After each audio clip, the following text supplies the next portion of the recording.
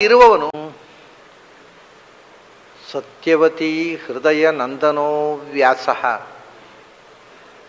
ಯಸ್ಯ ಆಸ್ಯ ಕಮಲಗಲಿತಂ ವಾಂಗ್ಮಯಮೃತಂ ಜಗತ್ ಪಿಬತಿ ಭುಜಗ ಭೋಗಾಭಮುದ್ಯಮ್ಯ ಹೃದಯಂ ನಿಜಭುಜಂ ದಕ್ಷಿಣಂ ಲಕ್ಷಣಾಢ್ಯಂ ಲಲಿತ ಮುದ್ರಿಕ್ತ ವಿಜ್ಞಾನ ಮುದ್ರಂ ಭಜ ಭಜ ಅನಂತಮಿತ್ಯಾಲಪಂತಂ ಪ್ರಣತವಾನ್ ಪ್ರಾಣಿನಾಂ ಪ್ರಾಣಭೂತಂ ಪ್ರಣತಿಭಿಃ ಪ್ರೀಣಯೇ ಪೂರ್ಣಬೋಧಂ ಭವದವೋಷ್ಣೇನ ತಾತಪ್ಯಮಾನಾನ್ ಭುವಿ ಪರಂ ನಾಥಮಪ್ರೇಕ್ಷಮಾಣಾನ್ ಭುವನಮನ್ಯೇನ ಚ ಅನ್ಯೇನ ದೋಷ್ಣಾ ಭವತು ಭೀರ್ಮಾ ಇತಿ ನ ಸಾಂತ್ವಯಂತಂ ಪ್ರಣತವಾನ್ ಪ್ರಾಣಿನಾಂ ಪ್ರಾಣಭೂತಂ ಪ್ರಣತಿಭಿಃ ಪ್ರೀಣಯೇ ಪೂರ್ಣಬೋಧಂ ನಾರಾಯಣಂ ಸುರಗುರುಂ ಜಗದೇಕನಾಥಂ ಭಕ್ತಪ್ರಿಯಂ ಸಕಲಲೋಕನಮಸ್ಕೃತಂಚ ತ್ರೈಗುಣ್ಯವರ್ಜಿತಮಜಂ ವಿಭುಮದ್ಯಮೀಶಂ ವಂದೇ ಭವಘ್ನಂ ಅಮರಾಸುರಸಿದ್ಧವಂದ್ಯಂ ನಾರಾಯಣಂ ನಮಸ್ಕೃತ್ಯ ನರಂ ಚೈವ ನರೋತ್ತಮಂ ದೇವೀಂ ಸರಸ್ವತೀಂ ವ್ಯಾಸಂ ತತೋ ಜಯಮುದೀರಯೇ. ನನ್ನ ಅಧ್ಯಾತ್ಮ ಬಂಧುಗಳೇ, ಏವಮೇತದ್ಯಥಾರ್ಥತ್ವಂ ಆತ್ಮಾನಂ ಪರಮೇಶ್ವರ. ನೀನು ಏನು ಹೇಳಿದೆಯೋ ಅದು ಏವಂ, ಅದು ಹಾಗೆ, ಅದರಲ್ಲಿ ನನಗೆ ಸಂಶಯ ಇಲ್ಲ. ನಾನು ನೋಡಬೇಕು ಅಂತ ಹೇಳುವುದು ಸಂದೇಹದಿಂದಲ್ಲ. ನೀನು ಸರ್ವಶಕ್ತ, ನೀನು ಅನಂತರೂಪ, ಹೌದೋ ಅಲ್ಲೋ ಸಂದೇಹ ಇದೆ ತೋರಿಸು ಅಂತ ಕೇಳುವುದಲ್ಲ. ನೀನು ಹೇಳಿದ ವಿಷಯದಲ್ಲಿ ನನಗೆ ಯಾವ ಸಂದೇಹವೂ ಇಲ್ಲ. ಯಾಕೆಂದರೆ ನೀನು ಪರಮೇಶ್ವರ, ಸರ್ವಸಮರ್ಥ. ಆದ್ದರಿಂದ ನಿನ್ನ ಸಾಮರ್ಥ್ಯದ ಬಗ್ಗೆ ನನಗೆ ಯಾವ ಸಂದೇಹವೂ ಇಲ್ಲ. ಈ ಪರಮೇಶ್ವರ ಮತ್ತು ಈಶ್ವರ ಅನ್ನುವ ಶಬ್ದದ ಬಗ್ಗೆ ನಿನ್ನೆ ನಾನು ಹೇಳಿದೆ. ಎಲ್ಲಕ್ಕಿಂತ ಬಹಳ ತಮಾಷೆ ಏನು ಅಂತಂದರೆ, ಈಶಾವಾಸ್ಯಮಿದಂ ಸರ್ವಂ ಅಂತ ಉಪನಿಷತ್ತಿನ ಯಾಜ್ಞೀಯ ಮಂತ್ರೋಪನಿಷತ್ತಿನ ಮೊದಲನೆಯ ವಾಕ್ಯ. ಅದಕ್ಕೆ ಈಶಾ ಅಂತಂದರೆ ಎಲ್ಲರೂ, ಆ ಭಾಷ್ಯಕಾರರು ಈ ಭಾಷ್ಯಕಾರರು ಅಂತಲ್ಲ, ಈಶಾ ಅಂದರೆ ದೇವರು ಅಂತ ಅರ್ಥ ಬರ್ತದ್ದು.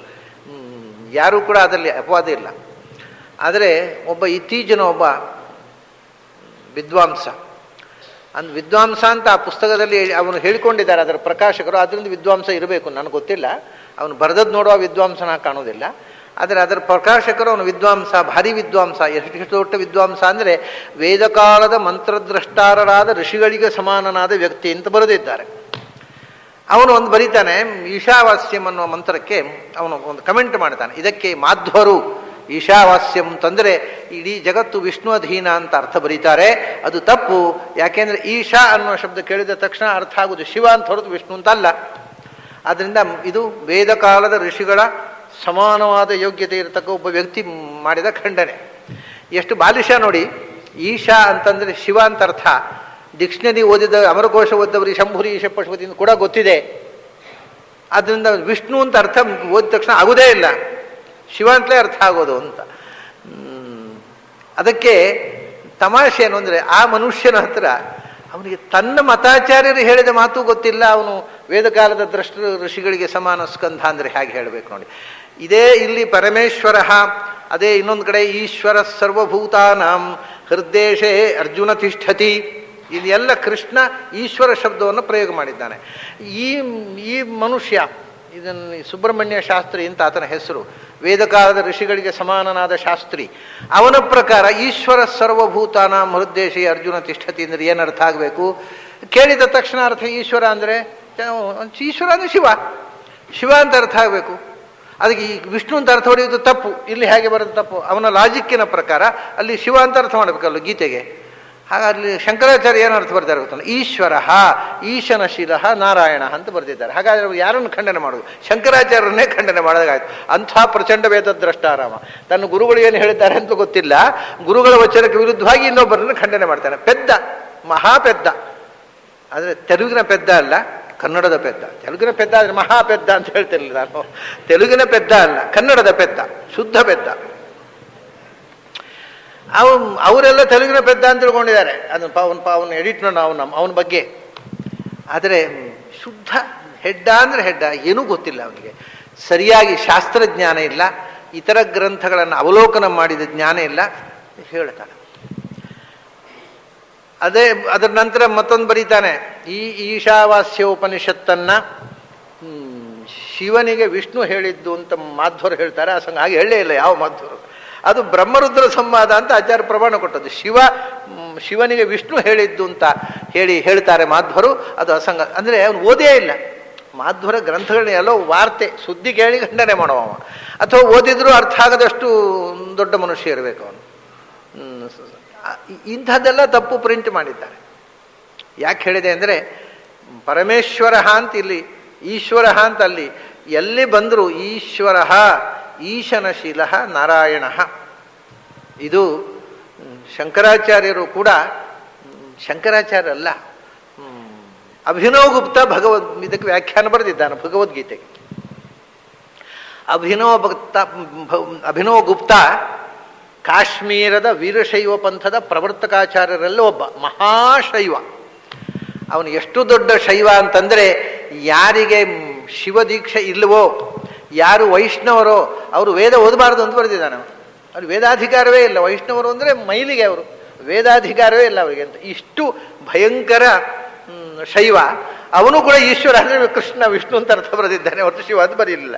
ಈ ಶಾಸ್ತ್ರಿಗೆ ಎಲ್ಲಿಂದ ತಲೆ ಕೆಟ್ಟು ಹೋಯ್ತೋ ಗೊತ್ತಿಲ್ಲ. ಅಂಥ ಮಹಾಶೈವ. ಶಂಕರಾಚಾರ್ಯ ಶೈವ ಅಲ್ಲ, ಇವನು ಮಹಾಶೈವ ಅಭಿನವ್ ಗುಪ್ತ. ಅವನು ಕೂಡ ಈಶ್ವರ ಅಂದರೆ ಕೃಷ್ಣ ಅಂತಲೇ ಅರ್ಥ ಹೇಳುವಂಥದ್ದು ಹೊರತು ವಿಷ್ಣು ಅಂತ ಅರ್ಥ ಹೊರತು ಶಿವ ಅಂತ ಅರ್ಥ ಬರೀಲಿಲ್ಲ.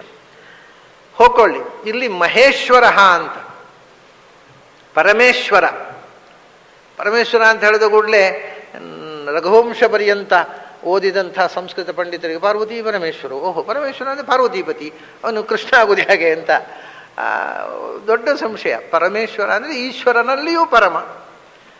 ಯಾರು ಈಶ್ವರ ಅಂದರೆ ಸರ್ವಸಮರ್ಥ, ಸರ್ವಸಮರ್ಥರಲ್ಲಿ ಸರ್ವಶ್ರೇಷ್ಠನಾದ ಸಮರ್ಥ. ಉಳಿದವರು ಸರ್ವಸಮರ್ಥರು ಅಂತ ಹೇಳೋದು ಸಾಪೇಕ್ಷ. ಆದರೆ ಇದು ನಿರಪೇಕ್ಷವಾದ ಸರ್ವಸಮರ್ಥ ಯಾರೋ ಅವನು ಪರಮೇಶ್ವರ. ಆದ್ದರಿಂದ ನಿನ್ನ ಸಾಮರ್ಥ್ಯದ ಬಗ್ಗೆ ನನಗೆ ಯಾವ ಸಂಶಯವೂ ಇಲ್ಲ, ಏವಮೇತತ್. ಆದರೆ ನನಗೆ ಆಸೆ ಇದೆ, ಏನು ಅಂದರೆ ದ್ರಷ್ಟುಮಿಚ್ಛಾಮಿ ತೇ ರೂಪಂ ಐಶ್ವರಂ ಪುರುಷೋತ್ತಮ. ಮತ್ತೆ ಒಂದು ವಿಶೇಷಣೆ ಕೊಡ್ತಾನಲ್ಲಿ, ನಿನ್ನ ಐಶ್ವರಂ, ಆ ಏನು ಸಾಮರ್ಥ್ಯ ಅಂತ ಏನು ಹೇಳಿದ್ದೇವೆ, ಆ ಸರ್ವ ಸಾಮರ್ಥ್ಯದಿಂದ ತುಂಬಿದ ನಿನ್ನ ರೂಪವನ್ನು, ಅಂದರೆ ಈ ರೂಪದಲ್ಲಿ ಸರ್ವ ಸಾಮರ್ಥ್ಯ ತುಂಬಿದೆ ಅಂತಲ್ಲ, ಇದರಲ್ಲಿ ಸರ್ವ ಸಾಮರ್ಥ್ಯ ವ್ಯಕ್ತ ಆಗೋದಿಲ್ಲ. ಎಲ್ಲ ಮನುಷ್ಯರ ಹಾಗೆ ನೀನು ನಮ್ಮೊಟ್ಟಿಗೆ ಓಡಾಡ್ತಾ ಇದ್ದಿ ಅಲ್ಲ. ನಿನ್ನ ಆ ಸರ್ವ ಸಮರ್ಥವಾದ ಆ ಶಕ್ತಿ, ಈಶ್ವರಿ ಶಕ್ತಿ ಅಂತ ಏನು ಹೇಳ್ತೇವೆ, ಅದು ಕಾಣಬೇಕು. ಅಂಥ ಒಂದು ದರ್ಶನ ನನಗಾಗಬೇಕು. ಈಗ ನಮಗೇನು, ನಮ್ಮ ಸೋದರತ್ತೆ ಮಗ ಹಾಗೆ ಕಾಣ್ತಾ ಇದೆ. ಸೋದರ ಮಾವನ ಮಗ, ನಮ್ಮ ಸೋದರ ಮಾವ ವಸುದೇವ, ನಮ್ಮ ತಾಯಿ ಅಣ್ಣ ಅವನ ಮಗ, ನಮ್ಮ ಸೋದರ ಮಾವನ ಮಗ, ನಮ್ಮ ಸಂಬಂಧಿ, ಹೀಗೆಯೇ ನಿನ್ನ ಭಾವನೆ ಬರುತ್ತೆ ಹೊರತು ನಿನ್ನ ಐಶ್ವರ ಆ ಒಂದು ಸಾಮರ್ಥ್ಯ ಏನಿದೆ ಅದು ನೀನು ವ್ಯಕ್ತಪಡಿಸ್ತಾ ಇಲ್ಲ. ಎಲ್ಲ ಅವಜಾನಂತಿ ಮಾ ಮೂಢಾಹ ಮಾನುಷೀಂ ತನು, ಮನುಷ್ಯರಾಗೇ ಇದ್ದಿ, ನೀನು ಒಬ್ಬ ಮನುಷ್ಯ ಅನ್ನೋ ಭಾವನೆ ಬರೋ ಹಾಗೆ. ಅದಲ್ಲ, ಮನುಷ್ಯನ ಕಲ್ಪನೆಗೆ ಮೀರಿದ ನಿನ್ನ ಅದ್ಭುತ ಸಾಮರ್ಥ್ಯ, ಅಂಥ ರೂಪ ನಾನು ನೋಡಬೇಕು. ಯಾಕೆಂದರೆ ನೀನು ಪುರುಷೋತ್ತಮ ಅಲ್ವಾ. ಪುರುಷೋತ್ತಮ ಅನ್ನುವುದಕ್ಕೆ ಮುಂದೆ ಕೃಷ್ಣನೇ ಅರ್ಥ ಹೇಳ್ತಾನೆ. ಅಥೋಸ್ಮಿ ಲೋಕೆ ವೇದೇ ಚ ಪ್ರಥಿತಃ ಪುರುಷೋತ್ತಮ ಅಂತ 11ರಲ್ಲಿದ್ದೇವೆ ನಾವು. 15ಕ್ಕೆ ಹೋದಾಗ ಪುರುಷೋತ್ತಮ ಅಂದರೆ ಜಗತ್ತಿನಲ್ಲಿ 2 ಥರದ ಪುರುಷರಿದ್ದಾರೆ ಅಂತ. ಪುರುಷರು ಅಂದರೆ ಏನು? ಪುರದಲ್ಲಿ ಇರುವವರು. ಪುರ ಅಂದರೆ ದೇಹ, ದೇಹದಲ್ಲಿ ಇರುವವರು ಪುರುಷರು. ದೇಹದಲ್ಲಿ ಇರುವವರಲ್ಲಿ 2 ಥರ ಇದ್ದಾರೆ ಅಂತ. ಏನು ಅಂದರೆ, ಒಂದು ಬಿದ್ದು ಹೋಗುವ ದೇಹದಲ್ಲಿ ಇರುವವರು, ಕ್ಷರವಾದ ಪುರದಲ್ಲಿ ಇರುವವರು. ಒಂದು ನಿತ್ಯವಾದ ಪುರ ಶರೀರದಲ್ಲಿರುವವರು.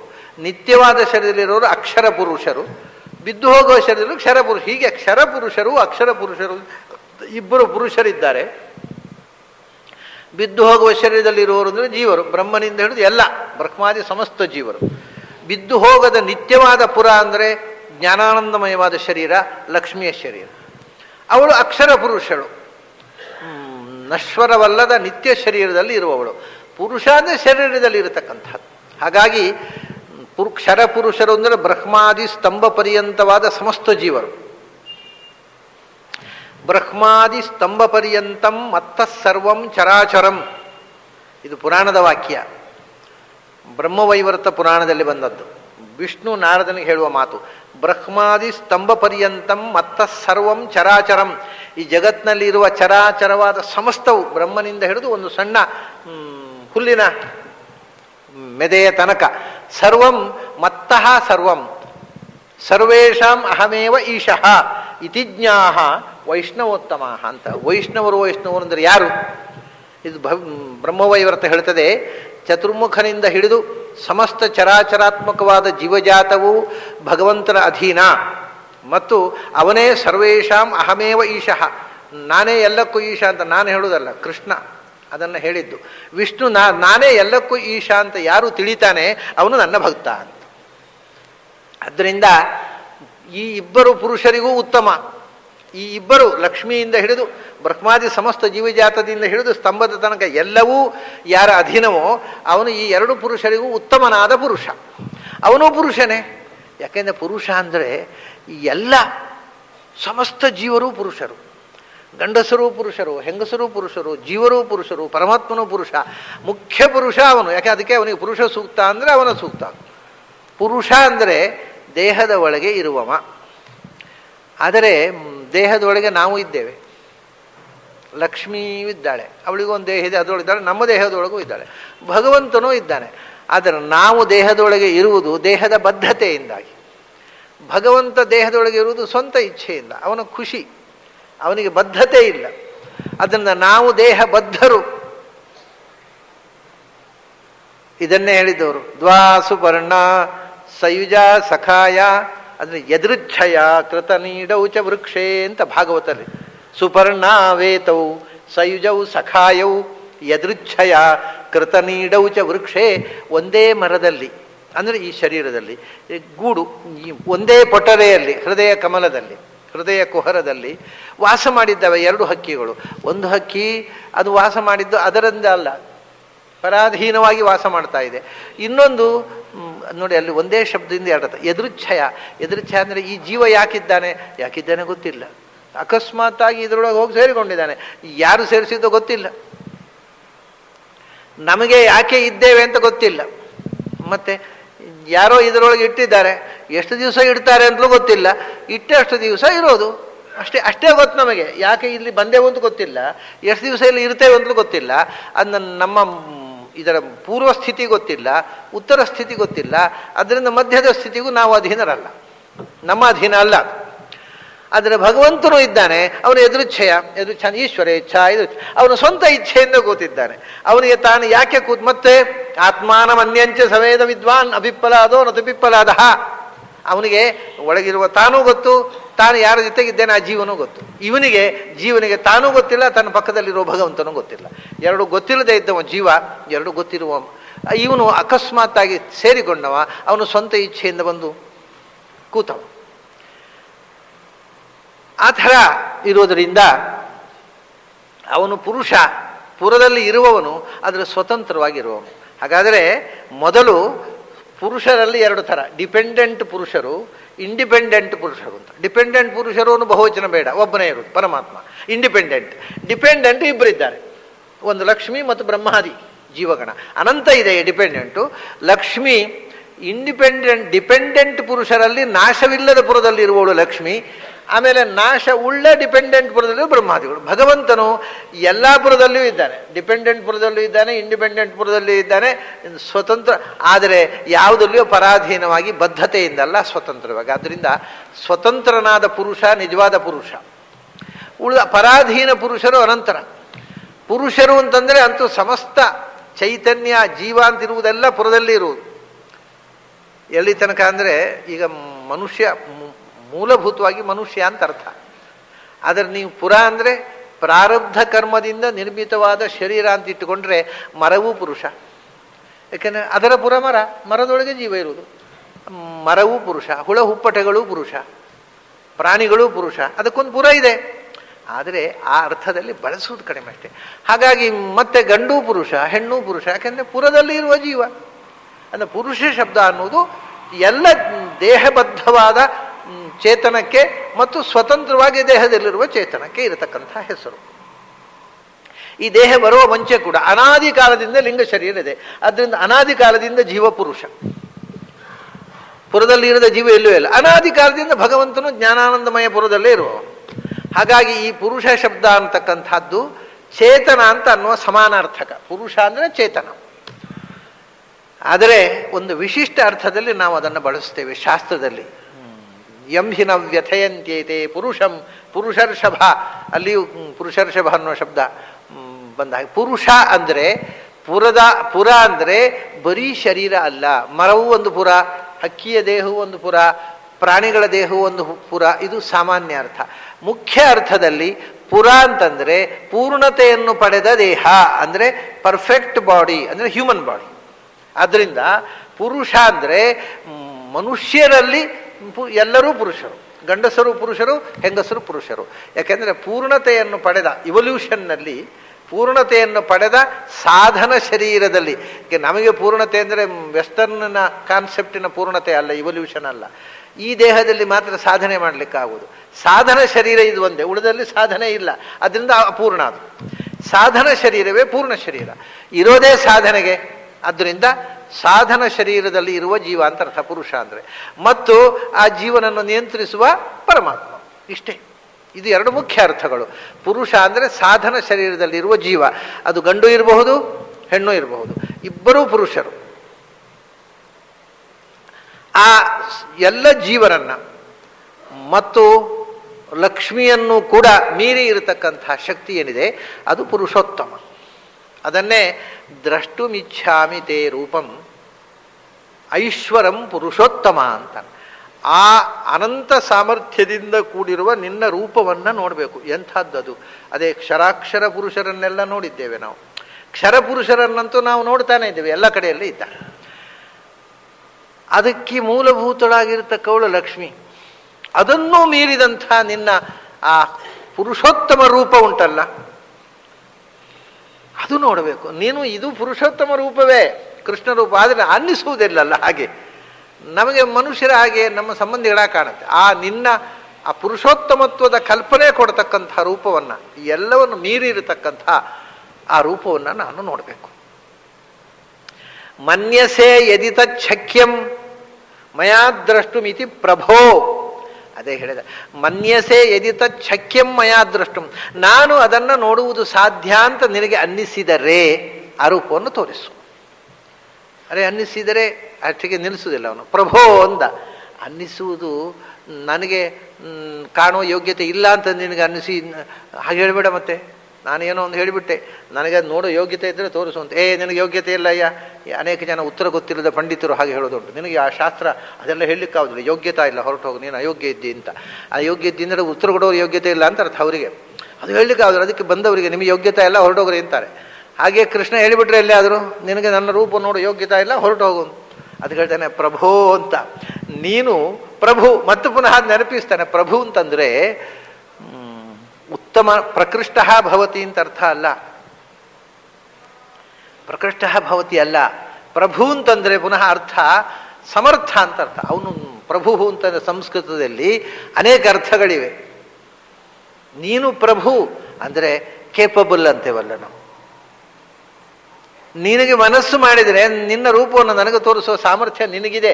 ನೋಡೋ ಸಾಮರ್ಥ್ಯ ನನಗಿದ್ದಿದ್ರು ತೋರಿಸೋ ಸಾಮರ್ಥ್ಯ ನಿನಗಿದೆ. ಆದ್ದರಿಂದ ನೀನು ಅಯೋಗ್ಯ ಇದ್ದೀನಿ, ನೀನು ತೋರಿಸೋಲ್ಲ ಅಂತ ಹೇಳಬೇಡ. ನಾನು ಅಯೋಗ್ಯನಿದ್ರೂ ತೋರಿಸುವ ಶಕ್ತಿ ನಿನಗಿದೆ, ಯಾಕಂದರೆ ನೀನು ಪ್ರಭು.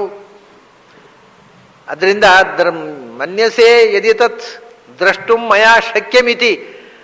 ನಾನು ನೋಡ್ಲಿಕ್ಕೆ ಸಾಧ್ಯ ಇಲ್ಲ ಅಂತ ಆದರೂ ಕೂಡ ತೋರಿಸ್ಬೇಕು, ಯಾಕೆಂದರೆ ನೀನು ಪ್ರಭು ಅಲ್ವಾ. ನೀನು ಏನನ್ನೂ ಮಾಡಬರ್ಲಿ.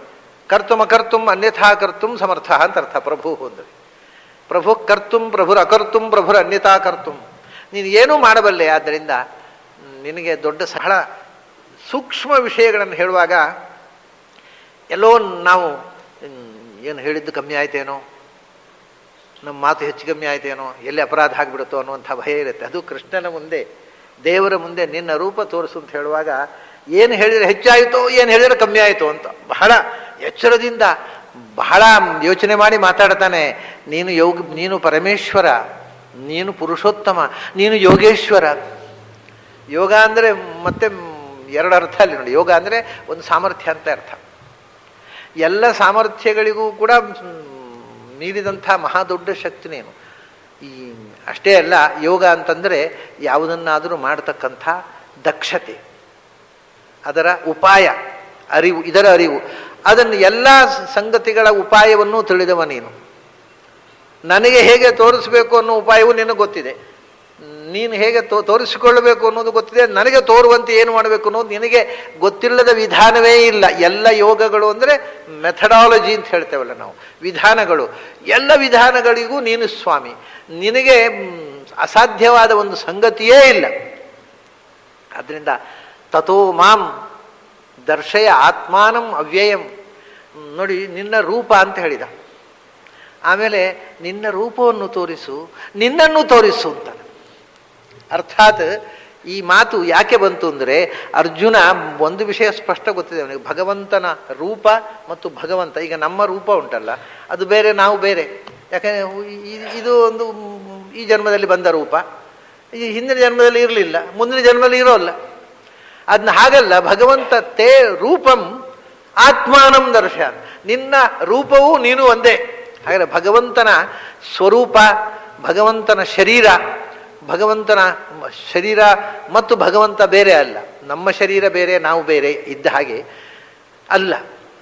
ಆದರೆ ಬೇರೆ ಅಲ್ಲ ಅಂದರೆ ಬೇರೆ ಕಾಣುತ್ತೆ. ತೇ ರೂಪಂ ಅಂತ, ನಿನ್ನ ರೂಪ ಅಂತ ಹೇಳ್ಬೋದು. ತೇ ಸ್ವರೂಪ ಅಂತ ಹೇಳೋದಿಲ್ವಾ? ಸ್ವರೂಪ ಅನ್ನೋದು ನಾವು, ನಮ್ಮ ಸ್ವರೂಪವು ನಾವು ಒಂದೇ ಹೌದಲ್ವ? ನನ್ನ ಸ್ವರೂಪ ಏನಾಗಂದ್ರೆ, ನನ್ನ ಸ್ವರೂಪ ಅಂದರೆ ನಾನು ಸ್ವರೂಪ ಅಂತಲೇ ಅರ್ಥ. ನಾನು ಸ್ವರೂಪ ಆದರೆ ನನ್ನ ಸ್ವರೂಪ, ನಾನು ಸ್ವರೂಪ ಅಂತ ಹೇಳಿದರೆ ಅದೆಂಥ ಭಾಷೆ ಅಂತ ಕೇಳ್ತಾರೆ. ಕರೆಕ್ಟ್ ಮಾತಾಡಿದ್ರೆ ತಪ್ಪಾಗತ್ತೆ, ಅದು ತಪ್ಪು ಮಾತಾಡಿದ್ರೆ ಕರೆಕ್ಟ್ ಆಗುತ್ತೆ. ನನ್ನ ಸ್ವರೂಪ ಅಂತ ಹೇಳಿದ್ರೆ ಕರೆಕ್ಟು, ನಿಜವಾಗಿ ಗ್ರಾಮ್ಯಾಟಿಕಲಿ ಕರೆಕ್ಟು. ಆದರೆ ಅನ್ವಯ ಏನು ಅಂದರೆ, ಷಷ್ಠ್ಯರ್ಥ ಏನು ಅಂದರೆ ಅದು ಅಭೇದ ಷಷ್ಠ್ಯರ್ಥ. ನನ್ನ ಸ್ವರೂಪ ಅಂದರೆ ಮದಭಿನ್ನಂ ಸ್ವರೂಪ ಅಂತ ಅರ್ಥ. ಮದಧೀನಂ ಅಲ್ಲ, ಮದಭಿನ್ನಂ ಸ್ವರೂಪಂ. ನನ್ನ ಸ್ವರೂಪ ಅಂದರೆ ನನ್ನಿಂದ ಅಭಿನ್ನವಾದ ಸ್ವರೂಪ. ಹಾಗೆ ನಿನ್ನ ರೂಪ ಅಂದರೆ ನಿನ್ನಿಂದ ಅಭಿನ್ನವಾದ ರೂಪ. ಯಾಕೆಂದರೆ ಆತ್ಮಾನಂ, ನೀನು ನಿನ್ನ ರೂಪ ಬೇರೆ ಬೇರೆ ಅಲ್ಲ. ನೀನು ಜ್ಞಾನಾನಂದಮಯ, ನೀನು ಸರ್ವಸಮರ್ಥ. ನಿನ್ನ ರೂಪವೂ ಜ್ಞಾನಾನಂದಮಯ, ನಿನ್ನ ರೂಪವೂ ಸರ್ವಸಮರ್ಥ. ಇದು ನನಗೆ ಗೊತ್ತಿದೆ. ಆದ್ದರಿಂದ ಆತ್ಮ ನಿನ್ನಂತೆಯೇ ಮತ್ತೆ ಅದರ ಸಾಮರ್ಥ್ಯಕ್ಕೆ, ನಿನ್ನ ಶರೀರಕ್ಕೆ, ನಮ್ಮ ಶರೀರಕ್ಕೆ ಅಳಿವಿದೆ.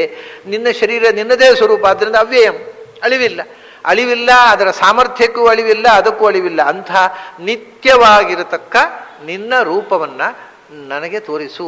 ಅದು ನಿನ್ನ ರೂಪ, ನಿನ್ನ ಸ್ವರೂಪ.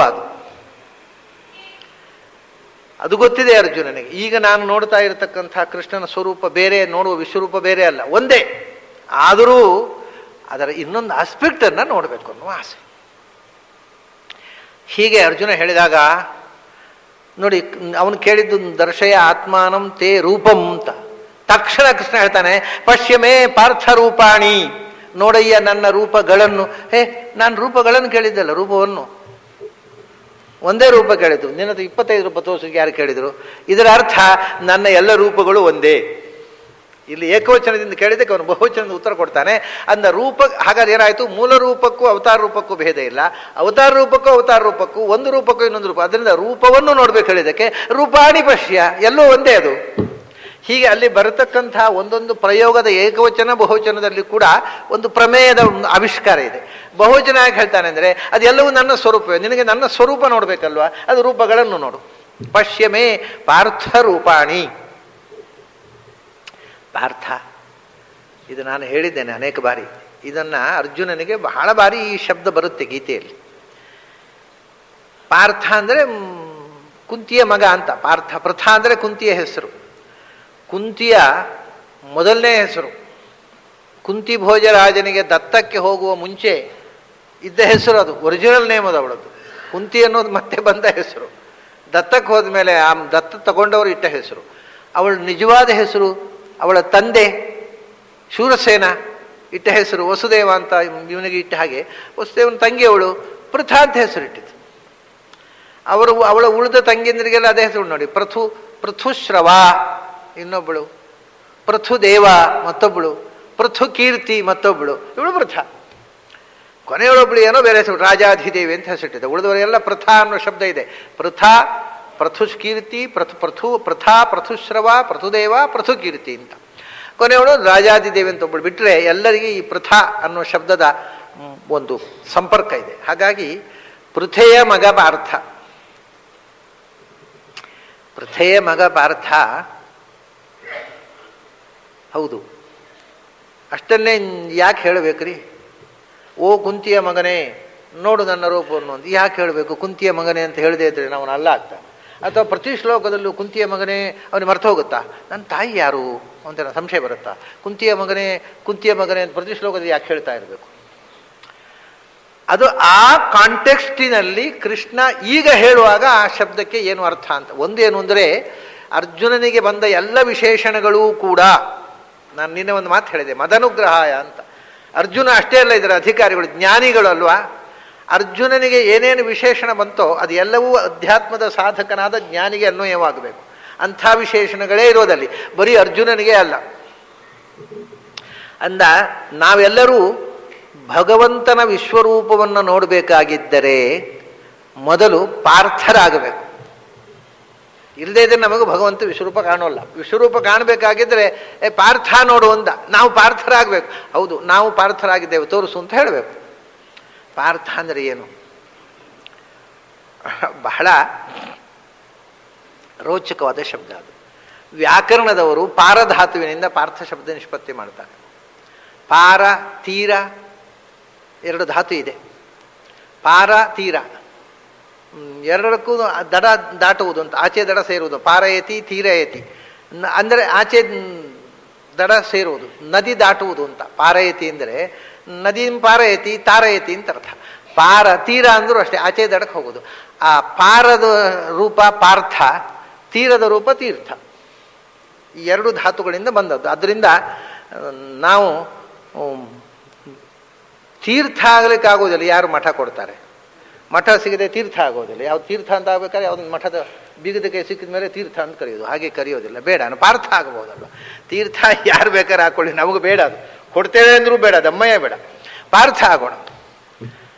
ಪಾರ್ಥ ಅಂದರೆ ದಡ ಸೇರಿದವನು, ಅಂದರೆ ಸಂಸಾರದ ಆಚೆ ದಡಕ್ಕೆ ಹೋಗಿ ಸೇರುವ ತಂತ್ರ ತಿಳಿದವನು. ಅವನು ಮಾತ್ರ ಭಗವಂತನನ್ನು ನೋಡಬಲ್ಲ. ಸಂಸಾರದಲ್ಲೇ ಇರೋಣ, ಆಚೆ ಹೋಗುದು ಯಾಕೆ ಬೇಡ ಅಂತನ್ನೋನು ಅಥವಾ ದೇವರಿಗೆ ಬೆನ್ನ ಹಾಕಿ ನಿಂತವನು ಪಾರ್ಥ ಆಗೋದು ಸಾಧ್ಯ ಇಲ್ಲ. ಅಂದರೆ ಸಾತ್ವಿಕರು ಮಾತ್ರ ದಡ ದಾಟುವಂಥ ಭಗವಂತನ ಕಡೆಗೆ ಸಾಗುವ ದಾರಿಯಲ್ಲಿ ಪಯಣ ಮಾಡುವವರು, ಅವರು ಪಾರ್ಥರು. ಮತ್ತೆ ಪಾ ಅಂತಂದರೆ ಪಾಂತಿ ಇತಿ ಪಾಹ ವೇದಾಹ ಅಂತ.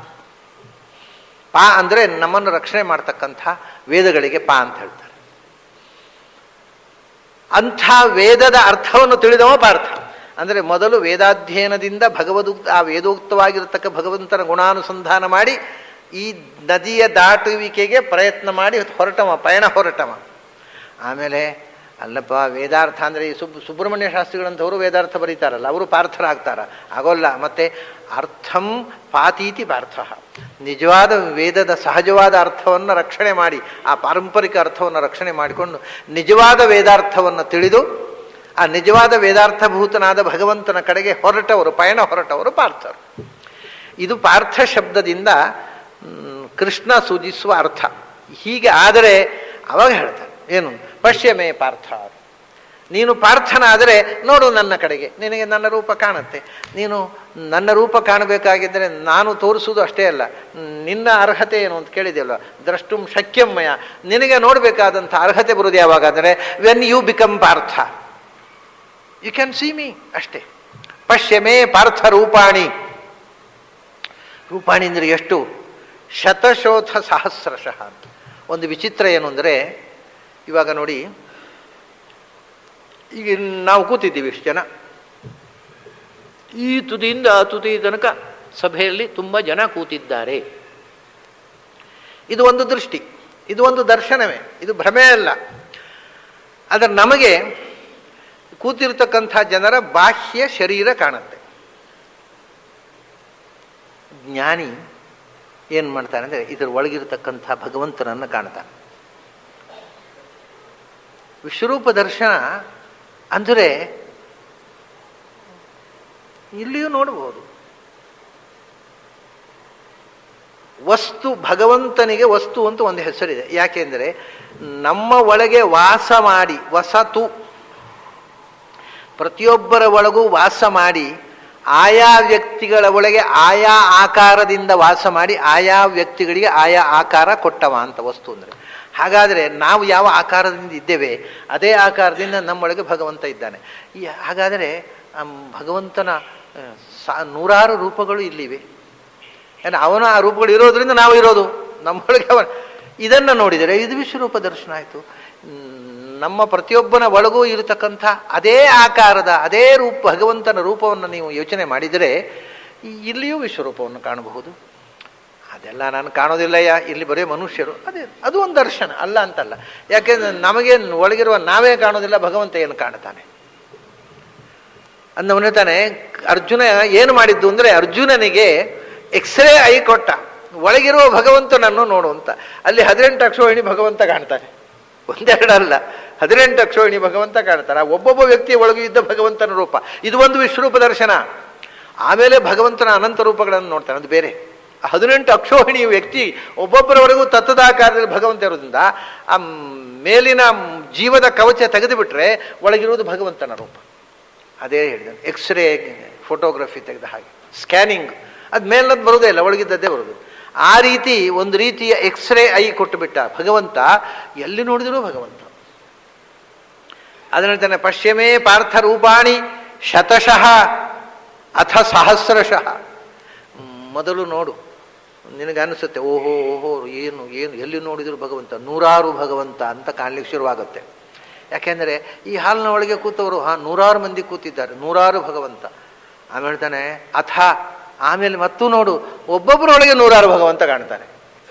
ಹಾಗಲ್ಲ, ಈಗ ಅಥ ಸಹಸ್ರ, ಒಂದು ವ್ಯಕ್ತಿಯ ಒಳಗೆ ಸಾವಿರಾರು ರೂಪಗಳಿಂದ ಇದ್ದಾನೆ ಭಗವಂತ. ಅವನು 72,000 ನಾಡಿಗಳಲ್ಲಿ 72,000 ರೂಪದಿಂದ ಇದ್ದಾನೆ. 360 ಅಸ್ಥಿಗಳಲ್ಲಿ 360 ರೂಪದಿಂದ ಇದ್ದಾನೆ, 360 ಮಜ್ಜೆಗಳಲ್ಲಿ 360 ರೂಪದಿಂದ ಇದ್ದಾನೆ, 360 ಸಂಧಿಗಳಲ್ಲಿ 360 ರೂಪದಿಂದ ಇದ್ದಾನೆ, 72,000 ನಾಡಿಗಳಲ್ಲಿ 72,000 ರೂಪದಿಂದ ಇದ್ದಾನೆ, 72 ಕೋಟಿ 72 ಲಕ್ಷ ನಾಡಿಗಳಲ್ಲಿ 72 ಕೋಟಿ 72 ಲಕ್ಷ ಸಂಖ್ಯೆಯಲ್ಲಿದ್ದಾನೆ. ಪಂಚಕೋಶಗಳಲ್ಲಿ ಪಂಚರೂಪದಿಂದ ಇದ್ದಾನೆ, ಏಕಾದಶ ಇಂದ್ರಿಯಗಳಲ್ಲಿ ಏಕಾದಶ ರೂಪದಿಂದ ಇದ್ದಾನೆ. ನೀನು ಒಬ್ಬೊಬ್ಬರಲ್ಲೇ ಅಥ ಸಹಸ್ರಶಃ ಅಂತ ಸಾವಿರಾರು, ಶತಶಃ ನೂರಾರು ಮಂದಿಯನ್ನು ನೋಡಿದಿ, ನೂರಾರು ಮಂದಿಯಲ್ಲ ಅಥ, ಆಮೇಲೆ ಅವರ ಒಳಗೆ ನೋಡು, ಒಬ್ಬೊಬ್ಬನ ಒಳಗೂ ಲಕ್ಷ ಲಕ್ಷ ರೂಪದಿಂದ ಭಗವಂತ ಇದ್ದಾನೆ. ಇದು ಇಂಡಿವಿಜುವಲ್ ದರ್ಶನ. ಅವನು ನೋಡಿರತಕ್ಕಂಥದ್ದು ಇಡೀ ವಿಶ್ವದಲ್ಲಿ ತುಂಬಿರುವ ರೂಪ, ಅದು ಮತ್ತೆ ಬೇರೆ. ಒಬ್ಬ ವ್ಯಕ್ತಿಯನ್ನು, ಅಲ್ಲಿ ಇರತಕ್ಕ 18 ಅಕ್ಷೋಹಿಣಿಯಲ್ಲಿ ಒಬ್ಬ ವ್ಯಕ್ತಿಯನ್ನು ನೋಡಿದ್ರೆ ಅಲ್ಲಿ ಭಗವಂತ ಇದ್ದಾನೆ. ಆ ಒಬ್ಬ ಅಲ್ಲ, ಅವನೊಳಗೆ ಇಂದ್ರಿಯಾಭಿಮಾನಿಯಾಗಿ, ಅವನ ನಾಡಿ ಅಭಿಮಾನಿಯಾಗಿ, ಪಂಚಕೋಶಗಳ ಅಭಿಮಾನಿಯಾಗಿ ಸಾವಿರ ಲಕ್ಷ ಲಕ್ಷ ರೂಪಗಳಿಂದ ಒಳಗೆ ತುಂಬಿದ್ದಾನೆ. ಅದರಿಂದ ನೂರಾರು ರೂಪಗಳು, ಸಾವಿರಾರು ರೂಪಗಳು. ಶತಶಃ ಅಂದರೆ ನೂರಾರು, ಸಹಸ್ರಶಃ ಅಂದರೆ ಸಾವಿರಾರು, 100,000 ಅಲ್ಲ. ಇದರ ನೆನಪಿಗೋಸ್ಕರ ಅಷ್ಟೋತ್ತರ ಸಹಸ್ರನಾಮ ನಾವು ಪಠಿಸುವುದು. ಈ ಪಠನ ಶತಶೋಥ ಸಹಸ್ರಶಃ, ಭಗವಂತನ ನೂರಾರು ಸಾವಿರಾರು ಅಚಿಂತ್ಯ ರೂಪಗಳ. ಶತ ಸಹಸ್ರ ಅಂದರೆ ಬರೀ 100 ಮತ್ತು 1000 ಅಲ್ಲ ಅಂತ ಆಚಾರ್ಯ ಹೇಳ್ತಾರೆ. ಶತ ಅಂದರೆ ಭಗವಂತ ಶತರೂಪ ಅಂದರೆ ನಮಗೆ ಒಂದು ಲೆಕ್ಕ, ಗಣಿತಶಾಸ್ತ್ರದ ಪ್ರಕಾರ 99 ಕೂಡಿಸು 1 ಅಥವಾ 108, 100 ಕೂಡಿಸು 8, 108 ಅಷ್ಟೋತ್ತರ ಶತ. ಆದರೆ ಭಗವಂತನ ಶತ ಅಂದರೆ ಏನು ಗೊತ್ತಾ? ದಶ ಅಂದರೆ ನೋಡಿ, ಶತ ಅಂದರೆ ದಶ ಅಂದರೆ ಅರ್ಥ ಒಂದೇ, ಅದರ ಎಟಿಮೊಲಾಜಿಕಲ್ ಮೀನಿಂಗ್ ನೋಡಿ. ಶಂ ತನೋತೀತಿ ಶತಂ, ಶಂ ದದಾತೀತಿ ದಶ. ಅಂದರೆ ಆನಂದಮಯವಾಗಿರತಕ್ಕಂಥ ಭಗವಂತನ ಎಲ್ಲ ರೂಪಗಳು ದಶರೂಪಗಳು, ಅನಂತ ರೂಪಗಳು. ದಶ ಅಂದರೆ ಆನಂದವನ್ನು ಕೊಡುವಂಥದ್ದು, ಶತ ಅಂದರೂ ಆನಂದವನ್ನು ಕೊಡುವಂಥದ್ದು. ಆನಂದಮಯವಾದ ತತವಾದ ಎಲ್ಲ ರೂಪಗಳು. ಅದರಿಂದ ಶತ ಅಂದರೆ ಅನಂತ, ದಶ ಅಂದರೆ ಅನಂತ. ಅದು ಇರ್ಬೋದು. ಸಹಸ್ರ ಅಂದರೆ 1000ವೇ ಅಲ್ವಾ? ಅಲ್ಲ. ಭಗವಂತ ಎಷ್ಟು? ಭಗವಂತ ಅನಂತ ಅಲ್ವಾ? ಭಗವಂತನ ಅನಂತ ರೂಪಗಳ ಸರಣ ಇರುವಂಥದ್ದು ಸಹಸ್ರ. ಭಗವಂತನ ಸಹ, ಅವನ ಜೊತೆಗೆ ಅವನು ಎಷ್ಟು ರೂಪವೋ ಅಷ್ಟು ರೂಪದಿಂದ ಶರಣಾಗುವ ಸಂಖ್ಯೆ ಅಂದರೆ ಎಷ್ಟಾಯಿತು? ಅನಂತವೇ ಆಯಿತು. ಆದ್ದರಿಂದ ಸಹಸ್ರ ಅಂದರೆ ಅನಂತ, ದಶ ಅಂದರೆ ಅನಂತ. ನಿಮಗೆ ಎಟಿಮಾಲಜಿ ಈ ಶಬ್ದದ ನಿರ್ವಚನ ನೋಡಿದರೆ ಶತ, ದಶ, ಅನಂತ. ಆದ್ದರಿಂದಲೇ ಶತಂ ದಶ ಸಹಸ್ರಂಚ ಸರ್ವಂ ಅಕ್ಷಯ್ಯ ವಾಚಕಂ ಭಾರತದಲ್ಲಿ ವೇದವ್ಯಾಸರು. ಶತ ಅಂದ್ರೂ ಅನಂತ, ದಶ ಅಂದ್ರೂ ಅನಂತ. ಅದರಿಂದ ಆಚಾರ್ಯರಿಗೆ ದಶಪ್ರಮತಿ ಅಂದರೆ 10 ಬುದ್ಧಿಯವರು ಅಂತಲ್ಲ. ಈ ಕೆಲವು ಸಾಹಿತ್ಯಗಳಿಗೆ ಇರುತ್ತಲ್ಲ, ಹುಚ್ಚು ಮನಸ್ಸಿನ 10 ಮುಖಗಳು. ಹಾಗೆ ಇವರಿಗೆ ಹುಚ್ಚು ಮನಸ್ಸಿತ್ತು, 10 ಮುಖಗಳಿತ್ತು ಅಲ್ಲ. 10 ಜ್ಞಾನ ಅಲ್ಲ, ಮತ್ತೆ ಪೂರ್ಣ ಜ್ಞಾನ ಅಂತ. ದಶ ಅನ್ನುವುದು ಪೂರ್ಣತೆಯನ್ನು ಹೇಳುತ್ತೆ, ಶತ ಅನ್ನೋದು. ಅದರಿಂದ ಶತಶಃ ಅಥ ಸಹಸ್ರಶಃ. ನೀನು ಮೇಲು ನೋಟಕ್ಕೆ ನೋಡಿದರೆ 100, ಇನ್ನೂ ಆಳಕ್ಕೆ ನೋಡಿದರೆ 1000, ಇನ್ನೂ ನೋಡಿದರೆ ಶತಶಃ ಸಹಸ್ರಶಃ, ಅಸಂಖ್ಯ ಅನಂತ. ಅದನ್ನು ರಣರಂಗದಲ್ಲೇ ನೋಡುವುದು. ಪಶ್ಯಮೇ ಪಾರ್ಥರೂಪಾಣಿ ಶತಶೋಥ ಸಹಸ್ರಶಃ ನಾನಾ ವಿಧಾನಿ. ತಮಾಷೆ ಅಂದರೆ ಎಲ್ಲವೂ ಒಂದೇ ಅದು, ಆದರೆ ಒಂದರಂತೆ ಒಂದಿಲ್ಲ. ಇದು ವಿಚಿತ್ರ ಅಲ್ವಾ? ನಾನಾ ವಿಧಾನಿ, ಒಂದು ರೂಪದ ಹಾಗೆ ಒಂದು ರೂಪ ಇಲ್ಲ. ಒಂದು ರೂಪದ ಹಾಗೆ ಒಂದು ರೂಪ ಇಲ್ಲ. ಒಂದು ರೂಪದ ಹಾಗೆ ಒಂದು ರೂಪ ಇಲ್ಲ. ಒಂದು ರೂಪದ ಹಾಗೆ ಒಂದು ರೂಪ ಇಲ್ಲ.